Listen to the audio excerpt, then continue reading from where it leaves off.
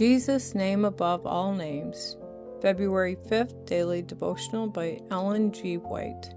Holy Watcher. The eyes of the Lord are upon the righteous, and his ears are open unto their cry. Psalm 34, verse 15. It was while Peter was still at Joppa that he was called by God to take the gospel to Cornelius in Caesarea. Cornelius was a Roman centurion.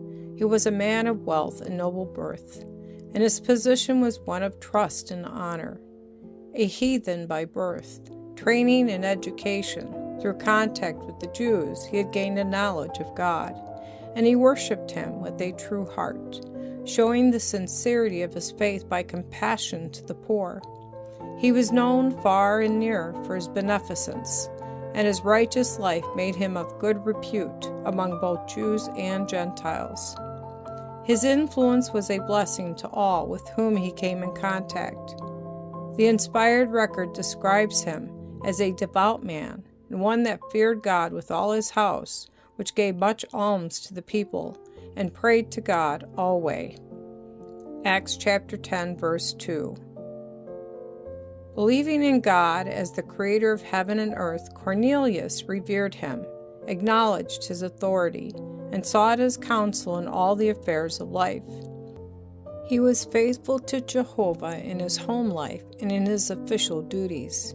He had erected the altar of God in his home, for he dared not attempt to carry out his plans or to bear his responsibilities without the help of God. Though Cornelius believed the prophecies and was looking for the Messiah to come, he had not a knowledge of the gospel as revealed in the life and death of Christ.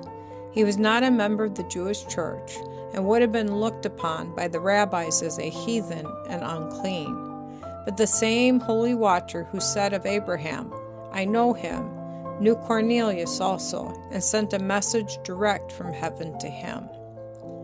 The angel appeared to Cornelius while he was at prayer. As the centurion heard himself addressed by name, he was afraid, yet he knew that the messenger had come from God. The explicitness of these directions, in which was named even the occupation of the man with whom Peter was staying, shows that heaven is acquainted with the history and business of human beings in every station of life.